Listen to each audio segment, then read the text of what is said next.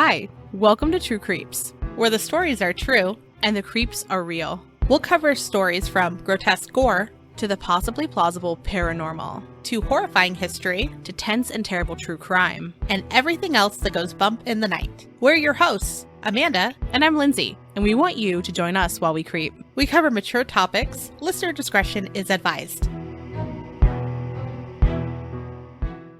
Hello, everyone. We have been glued to the Lori Vallow trial, and we wanted to share a couple quick takeaways that we saw today in the courtroom. And today is April 10th. I literally spent my day trying to edit another episode and then refreshing to see all the live tweets. Yeah. As soon as I got off of work today, I was reading everything that happened. And we made a very quick decision that we were going to do some updates throughout the week rather than our episode at the end of the week this week, because we're like, there's too much going on for us to not. Yeah. That would be a very, very long episode if we wait till the end of this. Yeah. So as a reminder, the trial has no cameras. And so we are living through Justin Lum and Nate Eaton's tweets and updates throughout the day. They're actually physically in the courtroom, so they are going every couple seconds. Our goal is to do a short Vallow update throughout the week and then share them with you each night. As a reminder, this is just our biggest takeaways from the day, and we're planning on putting together a more thorough episode with more of our thoughts when it's all over. These updates will not include every single detail, especially ones that we already knew or that we've discussed before in past episodes, because we do have a lot of them. And also, just as a note, in our show notes, you can see a playlist that has all of our Vallow episodes. So if you're looking for a short case overview, ours is 6 minutes, or if you want to delve into every detail that ever existed on this case, our playlist has it. Yeah.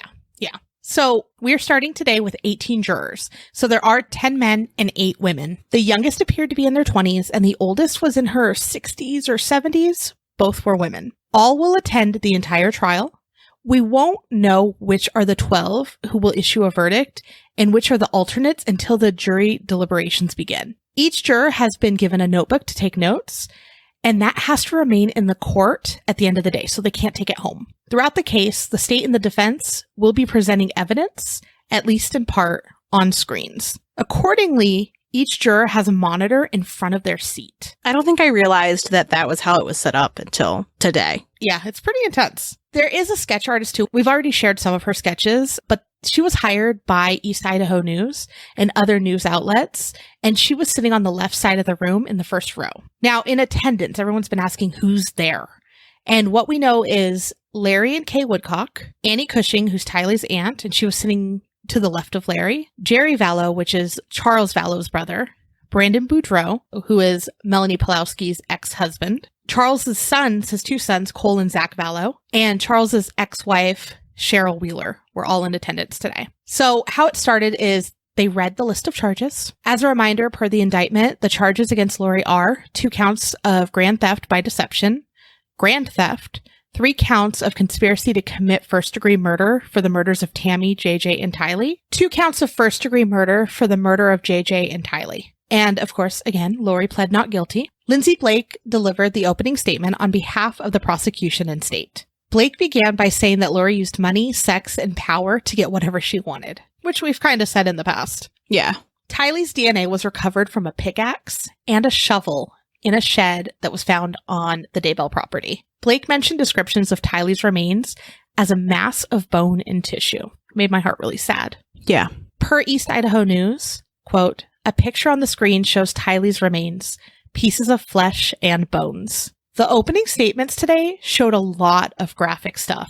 There's no warm-up. They went straight to business. Yeah. And I wonder if the reason why they did that was, 1, because you want to come out swinging, right? Like, you want to start really strong. And 2, we know that later on they're going to have expert testimony, and you want the jury to be able to take in what they're saying. And if it's the first time that they're seeing these kinds of photos when that expert testimony is happening, I know I wouldn't be able to take in that information if that was the photo I was seeing. So I'm wondering if it's to get them, I don't want to say used to it, because you're never going to get used to seeing remains of a child, but to get them prepared to be able to listen to really graphic descriptions of what happened to them. Yeah, I think that's a fair statement, because it's horrible. Seeing this it's really hard. Yeah. So Blake continued and said that Chad had moved Tammy's body. So the night that she was found deceased, he had moved her body. An autopsy photo of Tammy was also shown, and she was wearing her glasses. Blake pointed out that Lori took no action when Tylee and JJ disappeared. And she said, quote, "What you won't hear when JJ went missing is that the defendant did anything to find him." Were you enraged when you read that? Because I was. Yeah. Like, I've been enraged, but it was like, when I read certain parts of this, I was like shaking. Yeah. Oh, yeah. All day I was like on edge. Mike's trying to work, and I'm like, this just happened. This just happened. And he's like, please stop. I can't. I need someone. So then I open my messages after I get off work, and I'm like, oh, because I have Nate Eaton and Justin Lums, and then I also have my messages from Amanda, where she's like her live tweets of reading their live tweets. It was necessary. I needed to get it out. I would have exploded. I understand, because like, if you haven't listened to us before, or if you haven't listened to us for a very long time, you might not know that Amanda's been covering this case since before the children's remains were found. And she actually went to Rexburg years ago to learn more about the case. And so I would imagine that anybody who's covering this case feels very strongly. Yeah, we're all very invested. Yes. So Lindsay Blake continued, when Lori and Alex moved to Rexburg, he set the Wi-Fi passwords to, quote, "too many kids." And Lori's response was funny. Made me sad. Additionally, Blake said that after the possible botched shooting attempt of Tammy, and that happened in early 2019, Lori said, quote, "he can't do anything right." But remember, she wasn't connected at all. Eye roll. Yeah. After Tammy died, Lori met Chad's kids, and they were, quote, all over each other. Additionally, Chad told his kids that Lori had a young daughter who recently died, but there was no mention of JJ, and Lori never said anything. And my first thought was, who told them this? And did one of his children finally flip on Chad? I think so. We know that very, very long ago, there was kind of like a negotiation of, we will show you the autopsy report if you will come in for questioning, right? That was months, years, what is time ago? So I would imagine that once they found out her cause of death, you're picking a side, and it's probably not your dad's. Right, because that's the only way that they would have gotten this information, unless Lori or Chad, one of them, is like fully flipping on each other, which I have suspicion. But again, it sounds like maybe one of the kids. That's at least our speculation. Yeah. So Tammy died at the hands of another, and the cause of death was asphyxiation. And that was like a big bombshell that I'm seeing everywhere today. Yeah. A photo of JJ's body was also shown, and he was wearing the red clothes, and his arms were duct taped. It's heartbreaking. Tears in my eyes today. It was very sad. It's just so heartbreaking. And we don't actually have it in our notes, but in other people's views of the case, they were talking about how at one point Kay was staring at Lori for 3 minutes straight. And I'm like, I would just be like fire in my eyes if I was Kay. And I'm sure she was. Yeah. And Larry was crying too. Of course. Of course. Ugh. Larry. Blake mentioned Tylee did not have her hands when her body was found.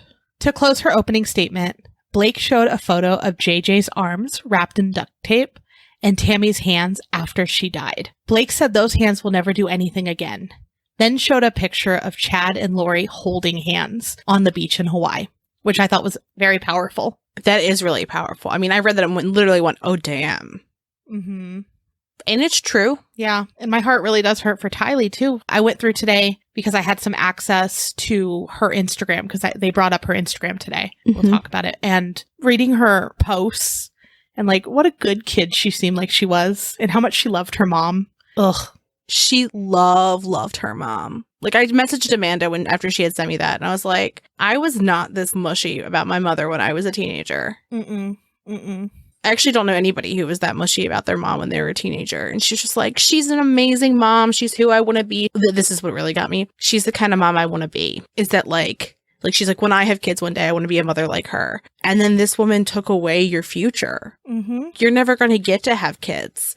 You're never going to get to graduate. You're never going to get to go to college or go be a dumb 22-year-old, you know, like, fuck her, man. Fuck Lori. Exactly. Yeah. So after Blake was done, Jim Archibald delivered his opening statement in Lori's defense. He reviewed Lori's background and said, quote, she believes in life after death and that she will see her deceased family again. I was enraged. Mm-hmm. She shouldn't even think that. She doesn't get to. She doesn't get that opportunity. I don't know. I don't have words for it. I was just mad. Archibald, after reading the indictment, said, quote, "Did she kill or did she assist? Or did she encourage or did she command? They, the prosecutors, aren't sure what happened, but they want you to be sure." Lori had an interest in religion and the end of times. When she met Chad Daybell, her beliefs began to change. That was another one where I was like, what? Is she flipping on him now? Mm-hmm.